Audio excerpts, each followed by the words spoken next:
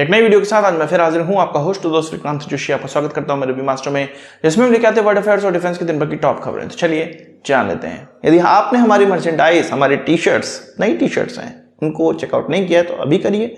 WhatsApp पे पता करिए कि कैसे इसकी बुकिंग करवानी है। टी शर्ट्स आपके सामने है। इस खबर में हम लोग आगे बात करेंगे कि किस प्रकार से चीन के जासूस यूएस नेवी में घुस चुके हैं और सीक्रेट को पास किया है।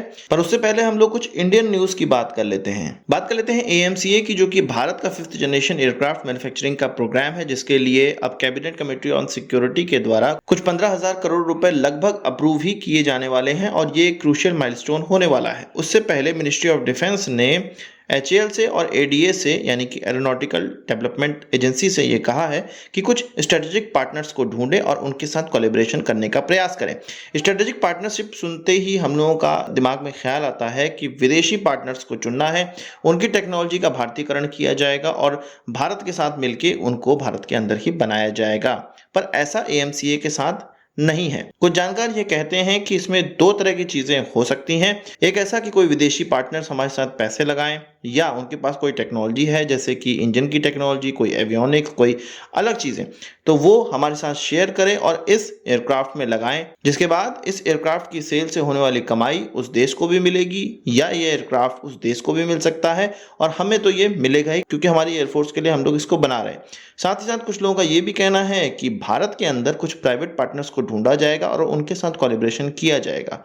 अगर भारत के अंदर के कंपनीज को चुना जाता है तो इसमें जो पूरी टेक्नोलॉजी होगी वो भारत के द्वारा ही डेवलप की गई होगी।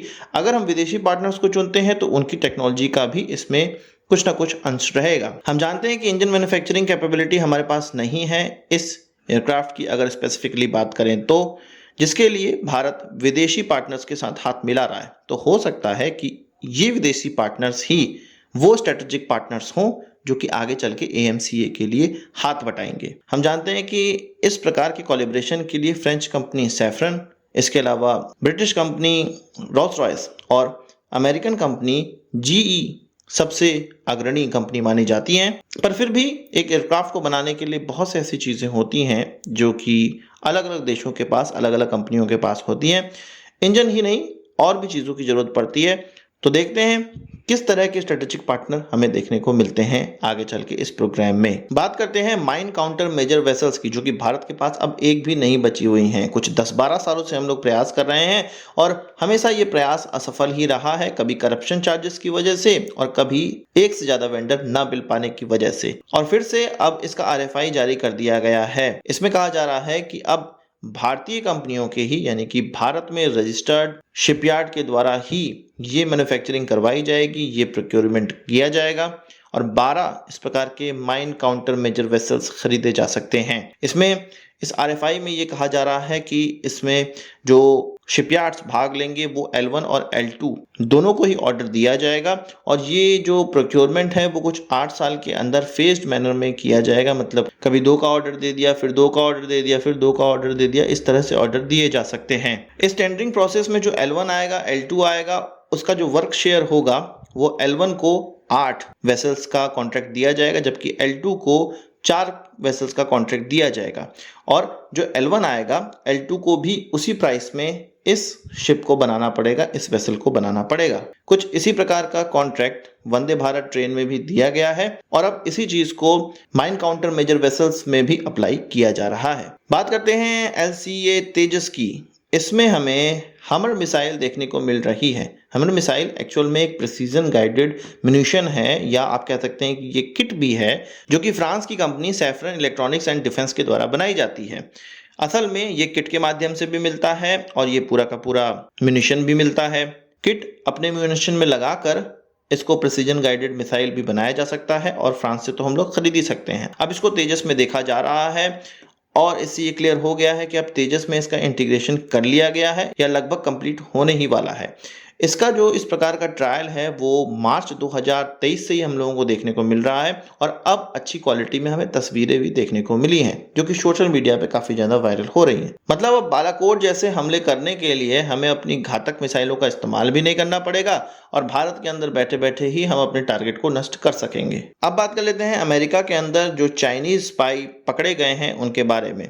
वैसे तो ये कहा जा रहा है कि ये जो चाइनीज स्पाई हैं ये चाइनीज अमेरिकन हैं, और कुछ लोग कह रहे हैं कि ये चाइनीज बॉर्न है, मतलब चीन में इनका जन्म हुआ है पर बाद में ये अमेरिका शिफ्ट हो गए और उनकी नेवी में इन्होंने नौकरी प्राप्त कर ली। अब इनके द्वारा किया क्या गया है, ये दो व्यक्ति हैं, एक का नाम थॉमस जहाव है और दूसरे का नाम पैट्रिक वी है। ये दोनों ही सेलर हैं और काफी सीक्रेट जगहों तक इनकी अप्रोच थी, काफी सीक्रेट जगह तक ये जा सकते थे। इसमें से एक के द्वारा ये किया गया है कि जो विदेशों में या यूएस के साथ जो विदेशी पार्टनर करके नेवल बेस बने हुए हैं उनकी जानकारी चीन तक पहुंचाई है। साथ ही दूसरे ने जो नेवी के जो शिप हैं, यूएस नेवी के जो शिप हैं, इसमें से कुछ फ्रिगेट कहे जा रहे हैं, कुछ डिस्ट्रॉयर्स भी कहे जा रहे हैं, उनकी डिटेल, उनकी बहुत ज़्यादा अच्छी डिटेल चीन तक पहुंचाई है। जैसा कि मैंने आपको बताया कि ये चाइनीज बॉर्न हैं और अमेरिका के अंदर उनकी नेवी में काम कर रहे थे। चीन इस लेवल का घुसपैठ अपने जो दुश्मन देश हैं उनके अंदर कर चुका है। क्या आपको लगता है कि अमेरिका इतनी बड़ी घुसपैठ चीन के अंदर कर पाया होगा? जिस प्रकार से चीन के अंदर हर चीज बैन है, हर चीज पे स्क्रूटनी की जाती है, यूएस क्या उनके अंदर इतनी बड़ी सेंध लगा पाया होगा जितनी कि यूएस के अंदर चीन ने सेंध लगा दी है? और आप सोचिए कि भारत के अंदर कितनी बड़ी सेंध लगी होगी, चीन के द्वारा कितनी बड़ी सेंध लगाई गई होगी। आप क्या कहना है इस विषय पे कमेंट बॉक्स में जरूर बताइएगा। बात कर लेते हैं यूक्रेन रशिया युद्ध की। तो यूक्रेन के द्वारा यह कहा गया है कि उनकी अनमैन्ड शिप, छोटी छोटी शिप उन्होंने अनमैन्ड बनाई है, क्योंकि मैंड वाले तो वो रशिया तक नजदीक तक पहुंच ही नहीं सकते हैं। क्रीमियन पेनिसुला के आसपास जहां पर रशियन शिपयार्ड हैं, जहां पर उनकी वॉरशिप्स खड़ी रहती हैं, वहां से तेल भी भेजा जाता है। तो एक उनकी शिप को, उनके वॉरशिप को, रूस के वॉरशिप को यूक्रेन की इस अनमैन्ड शिप के द्वारा निशाना बनाया गया है। ये यूक्रेन का कहना है। रशिया का ये कहना है कि इस प्रकार के जो अटैक हैं वो कुछ 12 से 13 लॉन्च किए गए थे यूक्रेन के द्वारा और सबको नष्ट कर दिया गया, सबको डुबा दिया गया। मतलब रशिया नहीं कह रहा कि उनकी किसी शिप को नुकसान हुआ है, हाँ वो ये कह रहा है कि यूक्रेन के द्वारा अटैक किया गया था और यूक्रेन ने कहा है कि उनका एक अनमैन्ड शिप वो रशिया के वॉरशिप पे जाके टकराया है, उसको नुकसान पहुंचाया है। तो भाई यूक्रेन इतने में ही खुश हो जा रहा है, वो ये सोच रहा है कि ये जो लड़ाई है वो रशिया के क्षेत्र में वो लेकर पहुंच जाएगा। पर अब यूक्रेन बहुत ही पिट चुका है और अब ये युद्ध रशिया तक तो जाने से रहा, फिर भी छोटी मोटी कोशिशें यूक्रेन के द्वारा की ही जा रही हैं। आप क्या कहना है इस चीज़ पर कमेंट बॉक्स में ज़रूर बताइएगा। आज की इस वीडियो के लिए बस इतना ही। आशा करता हूँ कि वीडियो पसंद आई होगी, आप इसको एक बड़ा थम्स अप जरूर देंगे। इस वीडियो संबंधित सवाल सुझाव हो कमेंट बॉक्स में जरूर लाइएगा, और यदि आपने हमारा चैनल सब्सक्राइब नहीं किया उसे भी कर लीजिए, क्योंकि हम इस प्रकार की वीडियो लाते रहते हैं। नमस्कार, थैंक यू, जय हिंद।